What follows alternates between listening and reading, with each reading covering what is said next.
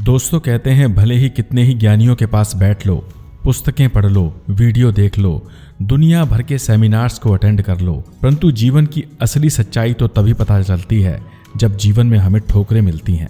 कहते हैं एक बार यमराज ने अपने दूत को धरती पर एक स्त्री के प्राणों को हरने के लिए भेजा और जब दूत स्त्री के घर गया तो वहां के नज़ारे को देखकर उसका दिल सहम गया। उस स्त्री की 3 छोटी बेटियां उसके मृत शरीर के पास पड़ी हुई बिलख रही थी। चूंकि स्त्री विधवा थी तो अब उसके घर में इन बच्चियों की देखभाल करने वाला कोई न था। इस नज़ारे ने दूत के दिल को पसीज दिया और वह तुरंत ही वापस आकर यमराज से क्षमा मांगने लगा और बोला, महाराज, आपने जिस स्त्री की आत्मा को लाने के लिए आज मुझे भेजा था मैं उसे लेकर ना आ पाया।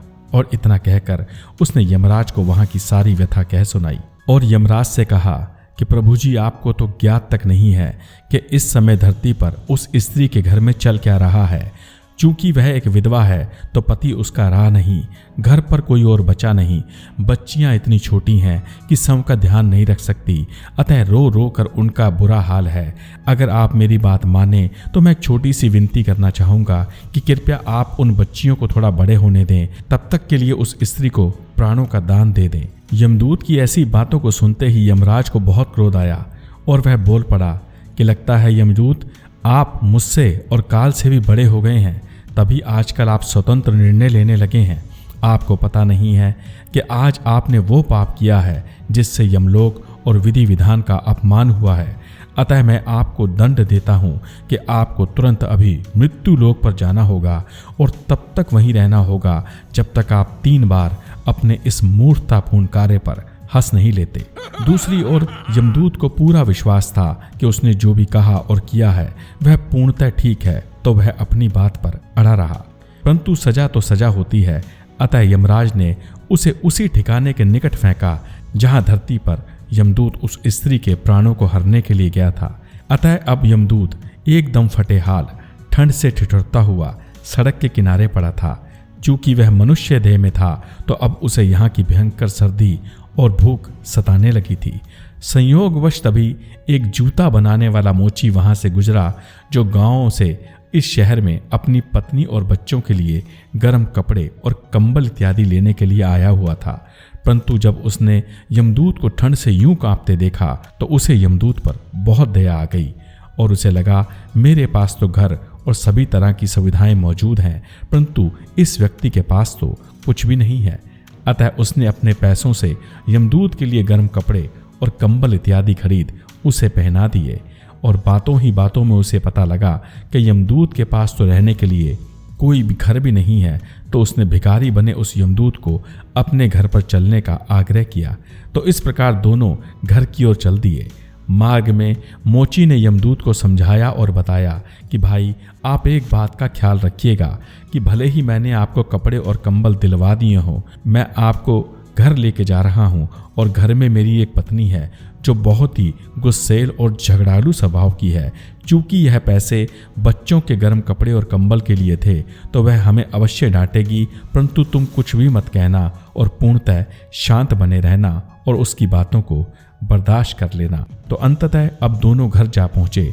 अभी उन्होंने घर में कदम ही रखा था कि मोची की पत्नी ने मोची पर जोर जोर से चिल्लाना आरंभ कर दिया और उसे ढेरों भरा भुरा कहा कि तुमने समस्त पैसे बर्बाद कर दिए, बड़े ही तुम दानवीर कर्ण बने फिरते हो, और ऊपर से इस भिखारी को भी उठाकर अपने घर पर ले आए। मोची की पत्नी के इस व्यवहार और बातों को सुनकर यमदूत मन ही मन जोर जोर से हंसने लगा और वह सोचने लगा कि देखो, ये कैसी मूर्ख स्त्री है, ना तो मुझे पहचान पा रही है और ऊपर से अपने पति के किए गए सुकर्मों के लिए उसको डांट भी रही है।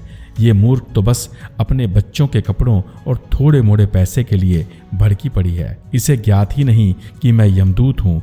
जिस दिन समय पलट गया इनके पास इतना धन होगा कि इनसे संभाले नहीं संभलेगा। यमदूत की हंसी से मोची भी थोड़ा सा घबरा गया और कोने में ले जाकर उससे बोला, यमदूत, ये क्या करते हो भाई? मैंने तो आपको मना किया था कि आप कोई भी तरह की प्रतिक्रिया मत करना। लगता है तुम अपने साथ साथ अब मुझे भी घर से बाहर निकलवा कर मानोगे। जिस पर यमदूत ने कहा, मैं क्षमा चाहता हूँ, यह मेरी निजी समस्या है, परंतु आप चिंता मत करना, आपको कुछ नहीं होगा और जब मैं 3 बार खुद हंस लूँगा तो मैं आपको इस कहानी का सारा राज बता दूंगा। खैर, बात आई गई हो गई और यमदूत उसी मोची के घर पर निवास करने लगा। क्योंकि यमदूत तो यमदूत था, तो उसने मात्र थोड़े ही दिनों में मोची के सारे काम को बहुत ही कुशलतापूर्वक सीख लिया और अब वह एक से एक बढ़कर चप्पल, जूती और चमड़े के अन्य सामान इत्यादि को बनाने लगा, जिससे मोची के काम और नाम की चर्चा राजघरानों तक जा पहुंची। कहने का भाव कि अब राजा के जूते, रानियों के जूते और राज परिवार का सामान भी मोची के यहाँ से जाने लगा। एक दिन राज दरबार से एक सेवक मोची के पास आया और उसे चमड़ा देते हुए बोला कि यह बहुत ही विशेष और चमत्कारी चमड़ा है, जिसे राजा जी ने कहीं से मंगवाया है और कहा है कि उनके लिए एक सुंदर जोड़ी जूता बना देना, परंतु चमड़ा कम है, अतः जूते को जरा सावधानी से बनाना, इसे खराब मत करना, क्योंकि यह चमड़ा दोबारा मिलेगा नहीं, क्योंकि अगर कुछ इसमें गड़बड़ हुई तो तुम्हारी फिर खैर नहीं है। और हाँ, गलती से इससे चप्पल मत बना देना, क्योंकि इस राजघराने की प्रथा है कि राजा को चप्पल तभी पहनाई जाती है जब उसकी मृत्यु हो जाए, क्योंकि वही चप्पल पहनकर अक्सर राजा को शमशान तक ले जाया जाता है।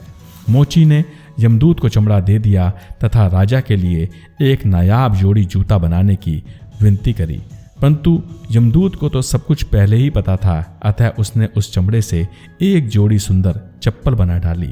मोची ने जब यह देखा तो वह बहुत क्रोधित हुआ और बोला, लगता है तुम्हें मेरी बात समझ नहीं आई थी, जो तुमने अपने साथ साथ मुझे भी फांसी पर चढ़वाने का प्रोग्राम बना डाला है। अरे मूर्ख, ये चमड़ा राजा जी ने भेजा था और हमें समझाया भी था कि जूता ही बनाना है, कोई गड़बड़ नहीं करनी है, वरना उपहार की जगह हमें फांसी का फंदा मिलेगा। अतः मोची ने लाठी उठाई और यमदूत को धुन डाला, उसे बहुत मारा पीटा, अपशब्द कहे और उसकी जमकर धुनाई कर दी, जिस पर यमदूत जोर जोर से हंसने लगा। यमदूत के इस व्यवहार को देखकर मोची हैरान हो गया, परंतु तभी राजमहल से एक सेवक दौड़ता हाँफता हुआ वहां आ पहुंचा और जोर से चिल्लाया, क्या तुमने राजा जी के जूते बना दिए? जिसे सुनकर मोची की तो घिग्गी बन गई कि वो चप्पल की सच्चाई अब उसे कैसे बताएगा। अतः वह हकलाने लगा, जिस पर सेवक ने गुस्से से कहा, हे मोची, हकलाना छोड़ और ये बता कि क्या तूने उनके जूते बना दिए? अगर नहीं तो महल के नए आदेश को सुन। अब तुझे राजा के लिए जूते नहीं बनाने हैं, वरन चप्पल बनानी है, क्योंकि आज सुबह ही राजा जी की मृत्यु हो चुकी है। चूंकि उनकी अंतिम इच्छा उसी चमड़े के बने हुए जूते को पहनने की थी, तो अब हम उन्हें चप्पल पहनाकर शमशान तक ले जाएंगे। जिस पर मोची ने तुरंत ही यमदूत द्वारा बनाई गई चप्पल को उस सेवक को सौंप दिया, जिसे वह आनन फानन लेकर महल की ओर दौड़ता बना। अब तो मोची की हालत देखने वाली थी। उसने यमदूत से सबसे पहले तो अपने व्यवहार के लिए क्षमा मांगी और जानना चाहा कि यमदूत को ये कैसे पता था कि राजा को जूते नहीं वरन चप्पल की जरूरत पड़ेगी, अर्थात राजा की मृत्यु होने वाली है। जिस पर यमदूत ने मोची से कहा, आज मैं दूसरी बार हंस लिया हूं, जब तीसरी बार हंस लूंगा तब स्यों तुम्हें सब कुछ बता दूंगा और तब तक तुम अपना धैर्य बनाए रखो। तो इस प्रकार यमदूत के आने से मोची का काम बहुत बढ़िया चलने लगा। मोची को इतनी तरक्की मिली कि वह रोडपति से करोड़पति हो गया। उसने अपनी दुकान और कारखाना अलग अलग कर लिया। उसके कारखाने में अब ढेरों लोग उसके पास काम करने लगे। उसने अपने रहने के लिए एक नया घर भी खरीद लिया तथा वह ठाठ बाट से अपने जीवन को व्यतीत करने लगा। समय बीतता गया तो एक दिन 3 जवान लड़कियां अपनी बूढ़ी माँ के साथ मोची की दुकान पर आ पहुंची और बोली कि हम तीनों की शादी है, अतः हमें एक से एक उम्दा और शानदार सैंडल बनवाने हैं। पैसों की कोई समस्या नहीं है, बस सैंडल नायाब होने चाहिए। उन तीनों लड़कियों को देखते ही यमदूत ने उन्हें पहचान लिया कि ये वही तीनों बच्चियां हैं जिनकी माता के प्राण को हरने के लिए और उसकी आत्मा को लेने के लिए वो वर्षों पहले इस धरती पर आया था। जिस पर वह लड़कियों के साथ आई बूढ़ी माँ से बात करने लगा और अंततः उससे पूछ डाला कि हे माता जी, ये लड़कियां कौन हैं और इनकी माँ कहाँ है और आपका इन बच्चियों से क्या रिश्ता है? जिस पर बूढ़ी महिला ने बताया, वर्षों पहले की बात है, मेरे पड़ोस में एक गरीब महिला रहा करती थी।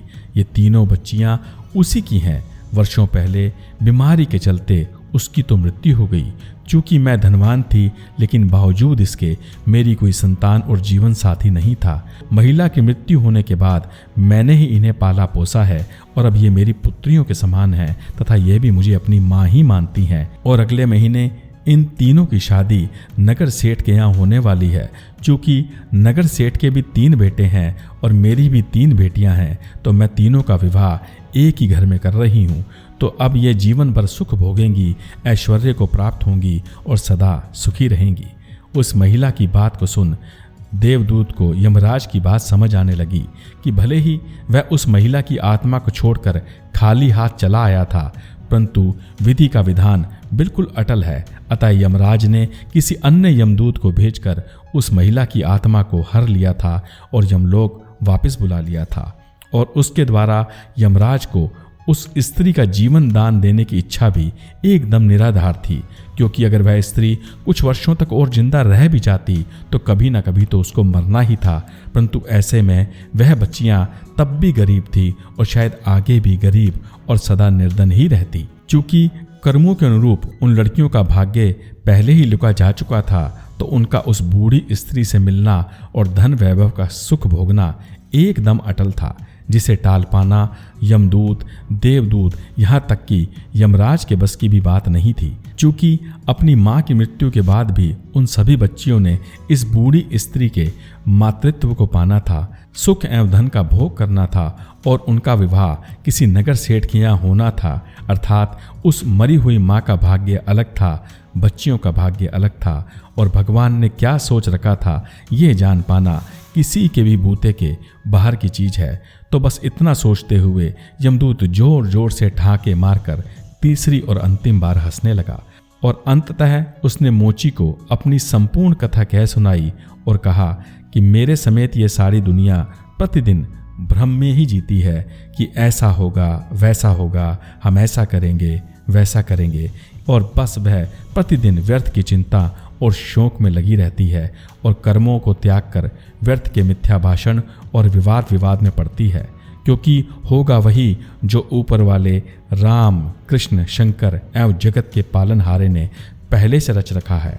अतः आज और अभी से चिंता छोड़ वो करो जो आपका कर्म है, क्योंकि जो होना है वो तो होकर ही रहेगा, उसे टाला नहीं जा सकता, क्योंकि वह भी हमारे पूर्व कर्मों के अनुरूप ही होगा और आपका आने वाला कल भी आपके कर्मों के अनुरूप ही बनेगा, क्योंकि भगवान की आउटपुट आपके कर्मों की इनपुट पर ही निर्भर करती है।